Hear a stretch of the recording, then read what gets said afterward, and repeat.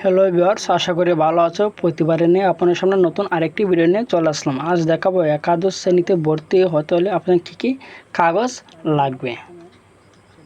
তার জন্য প্রথমে চলে যাই। প্রথমে আপনার যে কাগজটা লাগবে তা হচ্ছে ভর্তি ফর্ম। আপনি যে কলেজে চান্স পেয়েছেন সেখান থেকে কিন্তু সরাসরি গিয়ে একটি ভর্তি ফর্ম কিন্তু আনা লাগবে। আনার পর সেটি কিন্তু কম্পিউটারে টাইপ করলে হবে না, সেটি নিজের হাতে আপনি কিন্তু এখানে লিখে দেবেন। এতে থাকবে যে ফর্ম থাকবে আপনার নাম, পিতার নাম, মাতার নাম, বাংলা ইংলিশে লেখা লাগবে। 3 থেকে 4টা পৃষ্ঠা হবে। এটা কিন্তু আপনারা কলেজ থেকে এটা আনা লাগবে। এটা কিন্তু অনলাইনে পাবেন না। তারপর দ্বিতীয় যে জিনিসটা লাগবে সেটা হচ্ছে কি আপনাকে ছবি, পাসপোর্ট সাইজের ছবি 5 কপি এবং স্ট্যাম্প সাইজ ছবি 2 কপি রাখবে। তারপর লাগবে আপনার যে রেজিস্ট্রেশন কার্ড তার ফটোকপি 2টি। আপনি যখন পরীক্ষার সময় অ্যাডমিট কার্ড নিয়ে গেছেন, অ্যাডমিট কার্ডের পেছনে কিন্তু আপনার রেজিস্ট্রেশন কার্ডটা আছে, সেখান থেকে কিন্তু 2টা ফটোকপি করে নেবেন।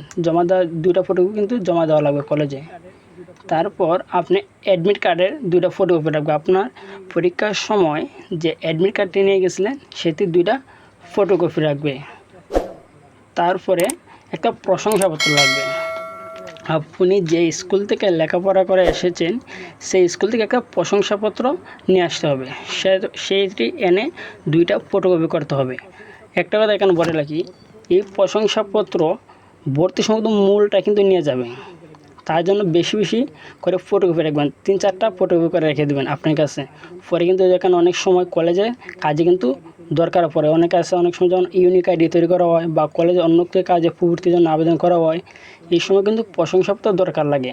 তো অনেকে কী করে, মূলটা কিন্তু তো কলেজে জমা নিয়ে নেয়, তারা কিন্তু ফটোকপি নিজে কাছে রাখে না। তার জন্য বলুন, প্রশংসাপত্রটা কিন্তু বেশি করে ফটোকপি করে আপনার কাছে রেখে দেবেন।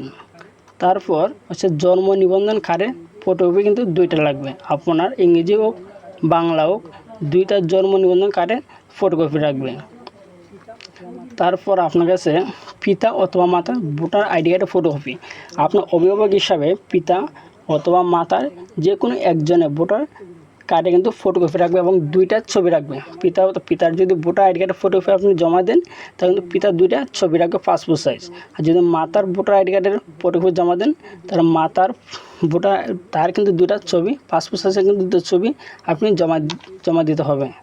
তারপর যে জিনিসটা হয়েছে যে এসএসসি পাশের মূল মার্কশিট, সেটা কিন্তু আপনি আপনার যে স্কুল থেকে পড়ে এসেছেন সেই স্কুল থেকে আনতে হবে।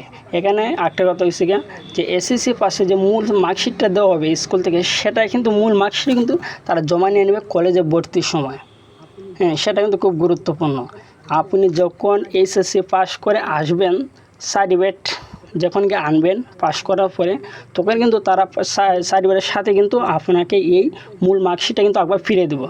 এর ভিতরে 2 বছর কিন্তু আপনি মার্কশিটটা কিন্তু পাবেন না। এর ভিতরে যদি কোনো কাজও লাগে কিন্তু মার্কশিটটা পাবেন না। তার জন্য বলছি 2টা ফটোকপি কিন্তু কলেজে নিয়ে নেবে, আরও 2-3টা এক্সট্রা করে আপনার বাসায় রেখে দেবেন। মধ্যে যদি অনেক সময় দরকার লাগে তারা কিন্তু যাতে ব্যবহার করতে পারেন।